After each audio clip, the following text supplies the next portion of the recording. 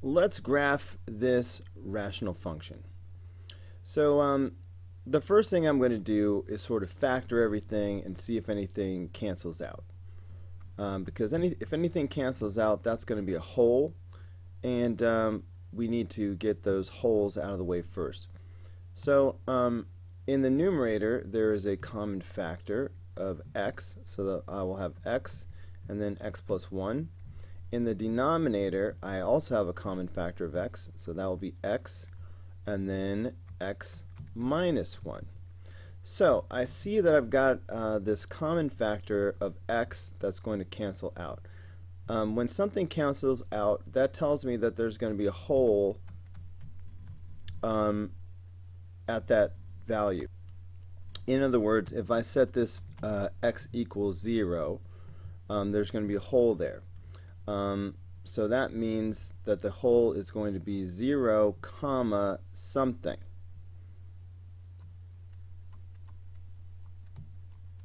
So it's just a matter of what the y value of the hole is going to be. So my new function that I'm going to deal with for the rest of the problem is x plus 1 over x minus 1. So let's start by finding the y value of the hole. I'm going to use my calculator to do it. So I'll use the table feature. So if I type in x plus 1 over x minus 1, okay, I'm going to stay in ask mode, ask x.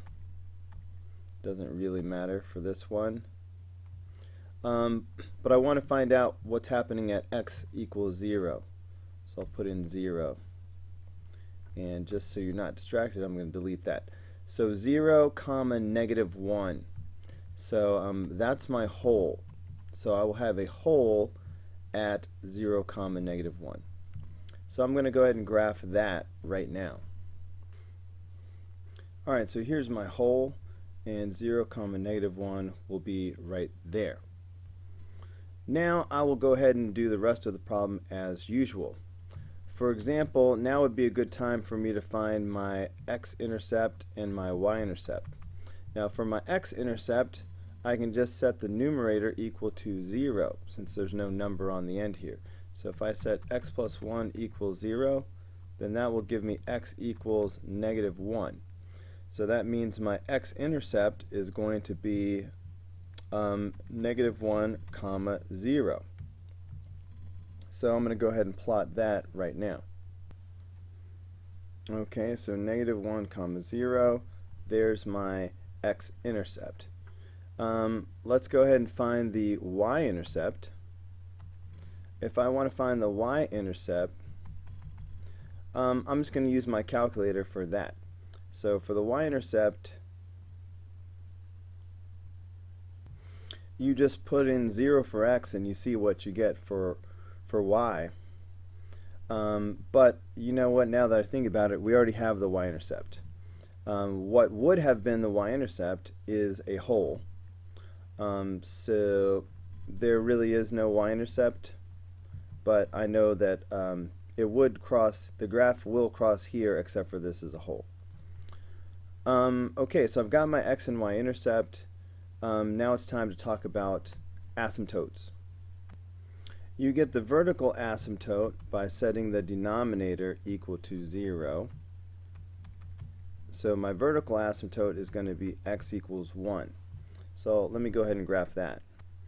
Now the horizontal asymptote depends on the degree of the numerator and the denominator.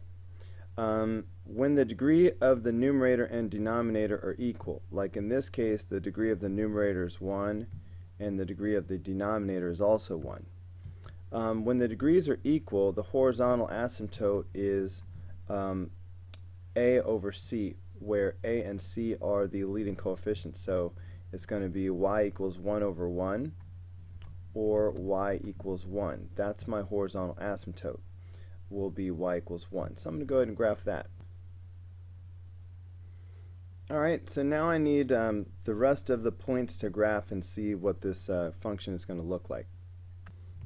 Every vertical asymptote is going to give me 4 values that I need to graph. In this case, we found that the vertical asymptote was x equals 1. So the 4 values that I definitely need will be the 2 values to the left and 2 values to the right of -1. So if you put, of +1. So if you put 1 on a number line, okay, if I went to the integers to the left and right, to the left of 1 would be 0, to the right of 1 would be 2. Okay, so those are definitely 2 values I'm going to need. But I also want the decimals halfway in between.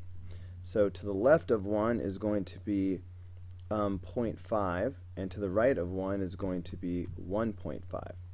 So these are the 4 values I'm going to need: 0, 0.5, 1.5, and 2. Now I already have 0. At 0, we're going to be at -1, even though that's a whole. What I don't have is 0.5. So let me figure out what that is. So let's see, 0.5. At 0.5, I'm at -3. So let me plot that point. Okay, so at 0.5, I should be at -3, which is right about here. Okay, now I'm skipping to the other side of the vertical asymptote, where I'm going to do 1.5 and 2. Okay, let's see, 1.5 and 2. So that's 5 and 3. So 1.5, comma 5. So let's plot that. Okay, so 1.5 should be here at 5. And what was the other one? 2, comma 3. Okay, so at 2, we're at 3. Which is just about like that. So these points are enough to show me what the graph is doing. So I should be able to go ahead and draw my curve now. So I'm going to definitely be approaching the asymptotes on the ends. So it's going to be going like this, and it's going to be going like this. You know what, let me just do it in between so you can see the points that are happening. Alright, so there is our graph. But this is a multiple choice problem, so let's check out the options. Alright, let's see which one of these 4 choices matches our graph. So we need a branch in the upper right and the lower left. Okay, so that narrows it down to B and A. Alright, these branches are in the wrong quadrants. We need a vertical asymptote at 1 and a horizontal asymptote at 1. Okay, that's what we have happening here. And that we have a hole at 0, comma -1. And this also has a hole at 0, -1. So it looks like the answer is going to be B.